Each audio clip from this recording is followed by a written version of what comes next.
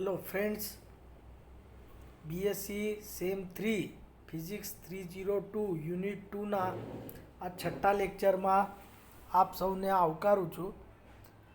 હવે આપણે અત્યાર સુધી ટ્રાન્ઝિસ્ટર બાયસિંગમાં ફિક્સ્ડ બાયસ, ત્યારબાદ collector to emitter bias, emitter resistor feedback bias અને છેલ્લા લેક્ચરમાં પોટેન્શિયલ ડિવાઈડર બાયસ અને એની સર્કિટ અને એના એ કેવી રીતે સ્ટેબિલિટી મેક્સિમમ આપે છે અને એ યુનિવર્સલ બાયસ છે અને જુદા જુદા એનો એ પરિપથમાં બેઝ કરંટ આઈબી કેટલો હોય એનું સૂત્ર મેળવ્યું અને એના પરથી સ્ટેબિલિટી ફેક્ટર એસનું સૂત્ર મેળવ્યું. તો આ બધા સૂત્રો તમારે યાદ રાખવાના છે.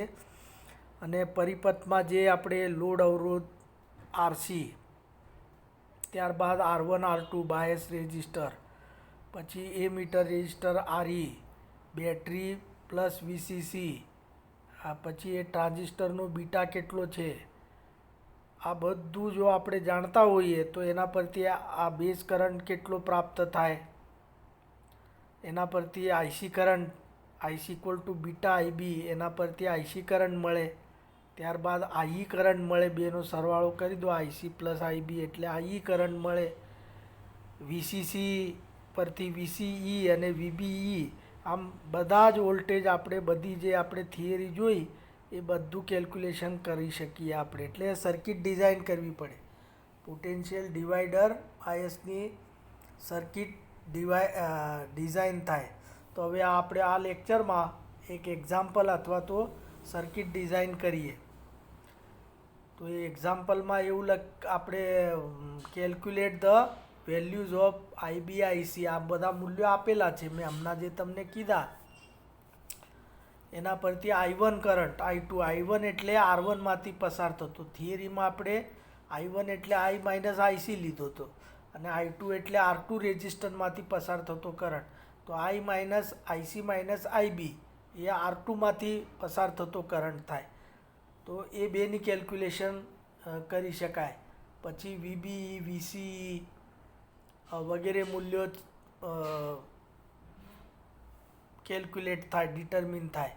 અને આપણે જે આ ટ્રાન્ઝિસ્ટરમાં આ દર્શાવ્યા પ્રમાણે જુદા જુદા મૂલ્યો લેવાના છે.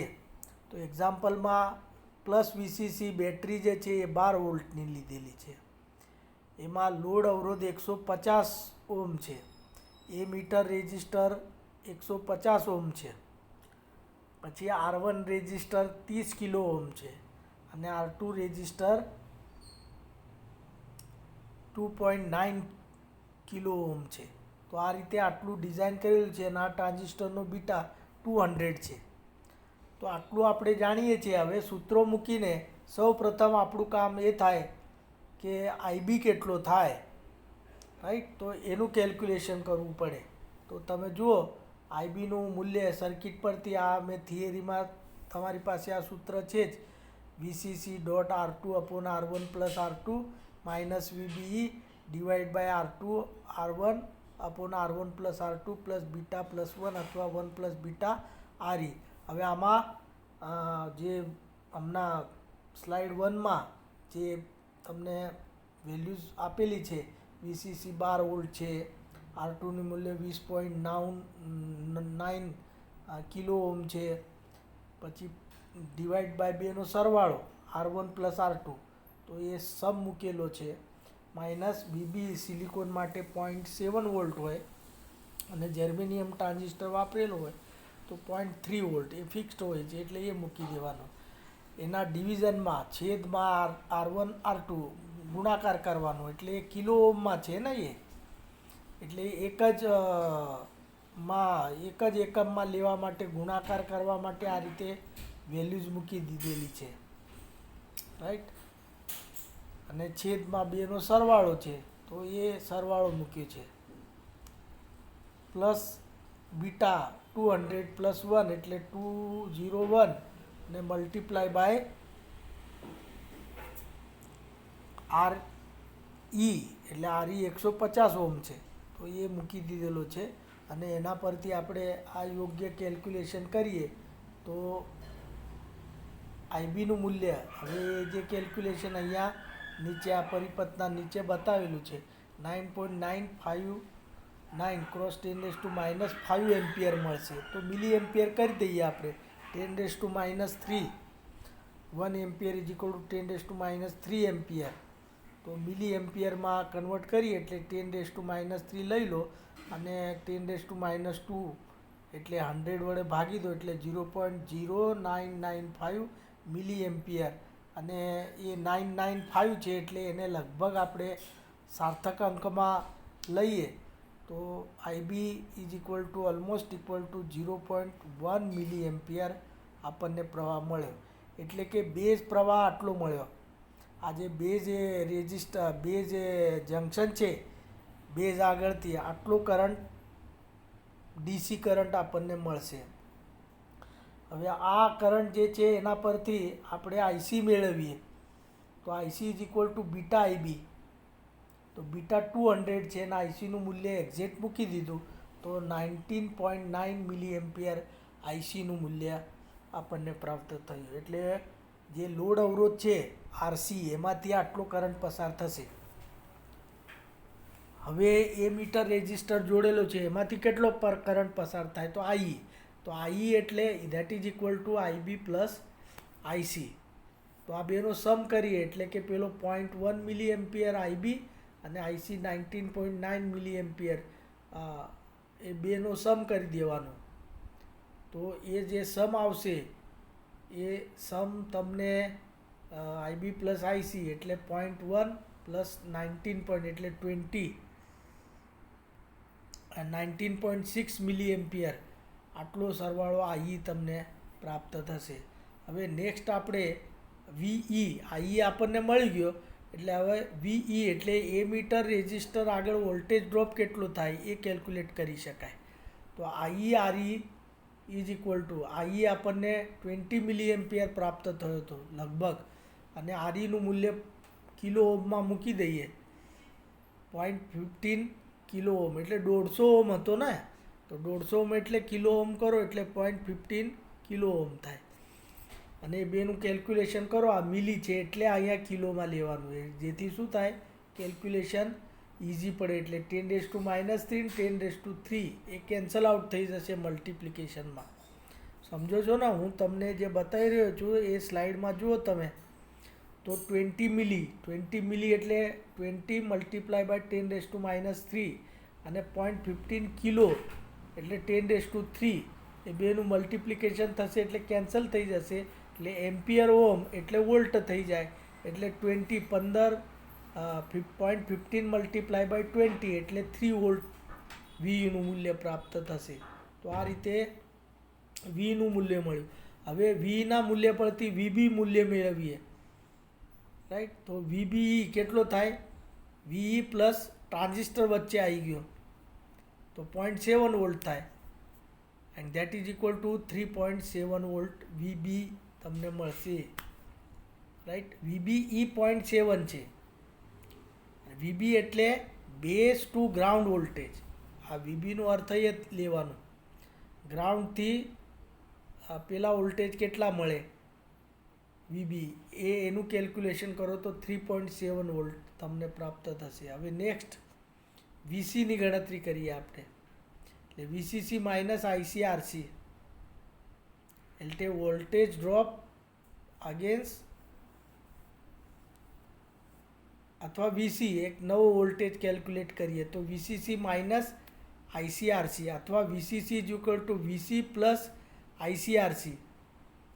VC is equal to calculate કરીએ હવે આપણે તો આઈસી વીસીસી 12 વોલ્ટ છે માઇનસ આઈસીઆરસી તો આરસીનું મૂલ્ય તો 150 ઓમ છે તે કિલો ઓમ કરી દઈએ એટલે 0.15 કિલો ઓમ અને આઈસી કલેક્ટર પ્રવાહ આપણે આગળ મેળવેલો છે that is equal two 19.9 milli ampere. તો અહીંયા પણ એ જ રીતે મિલીમાન કિલોમાં રાખવાનું એટલે કેલ્ક્યુલેશન ઇઝી બને and that is equal two therefore VC equal to 9.015 volt તમને પ્રાપ્ત થશે. હવે આ કેલ્ક્યુલેશન કર્યા બાદ આપણે I1 અને I2ના મૂલ્ય મેળવવાના છે. તો I2 કરંટ મેળવવો હોય I1 બી પહેલાં મેળવવું પડે, એ આગળની સાઈડમાં છે. તો I2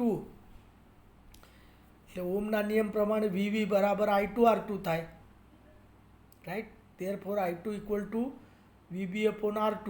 તો VBનું મૂલ્ય આપણે આગળ કેલ્ક્યુલેટ કરેલું છે, that is 3.7 volt divide by R2 20.9 kilo ohm છે. તો કિલોમાં રાખીશું એટલે મિલી એમ્પિયર થઈ જશે ડાયરેક્ટ. આનું સિમ્પ્લિફિકેશન કરો એટલે I2 is equal two 0.177 milli ampere આટલું I2નું મૂલ્ય મળશે. હવે એ I2નું મૂલ્ય મળ્યા પછી I1 ઇઝ ઇક્વલ ટુ કેટલો થાય, તો I2 પ્લસ IB. સમજાયું?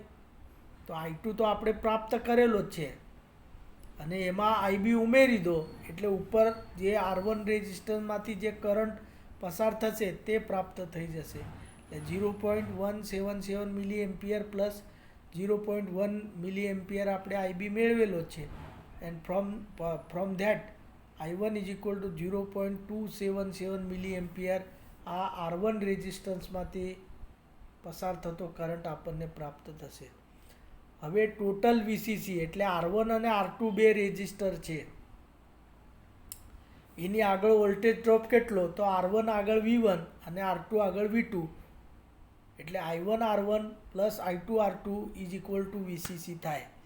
તો આ મૂલ્ય મૂકીને બેનો સરવાળો કરીને તમે ચકાસી જુઓ તો એક્ઝેક્ટ 12 વોલ્ટ થાય. એનો અર્થ કે આપણે આ બધું જે કેલ્ક્યુલેશન કરેલું છે એ ડિઝાઇન એ ઓકે છે. એટલે I1 રેઝિસ્ટન્સમાંથી R1 રેઝિસ્ટન્સમાંથી 0.277 મિલી એમ્પિયર જેટલો કરંટ પસાર થાય અને I2 કરંટ જે છે એટલે R2 રેઝિસ્ટન્સમાંથી 0.177 કરંટ પસાર થાય અને આ બે વોલ્ટેજ ડ્રોપ જે છે બે ભાગમાં વેચે એટલે આને વોલ્ટેજ ડિવાઈડર કહેવાય.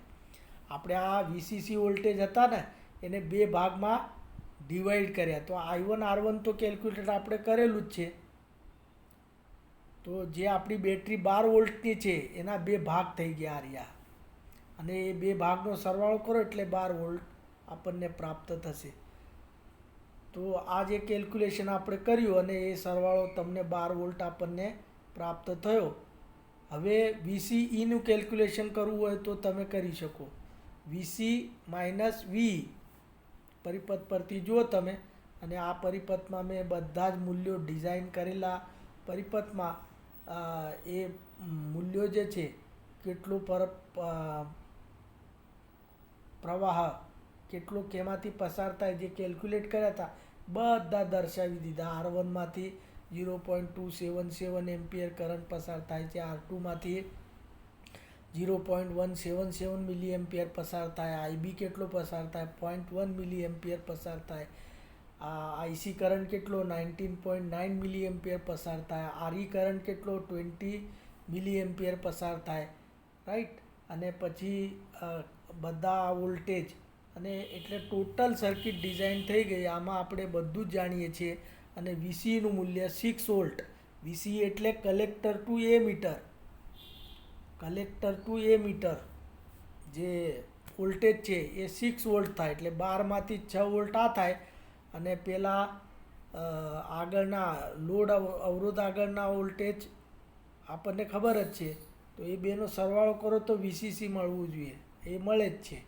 તો આ રીતે આપણે આ સર્કિટ ડિઝાઇન કરી.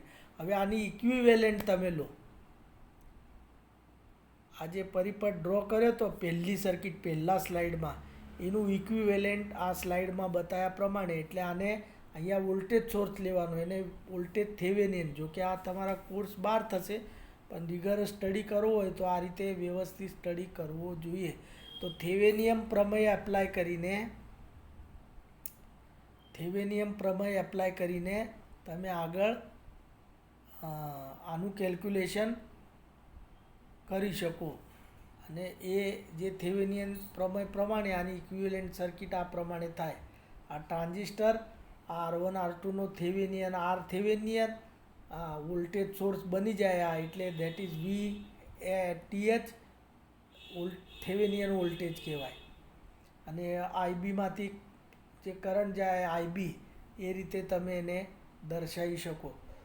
તો હવે એ VThevenin પરથી આ જે એક ક્લોઝ સર્કિટ લો તમે વી થેવેનિયન આરટીએચ આઈબી કરંટ ટ્રાન્ઝિસ્ટરમાં થઈ જાય, આરઈમાંથી આઈ જેટલો કરંટ પસાર થાય અને વી થેવેનિયન ઇક્વલ ટુ થાય.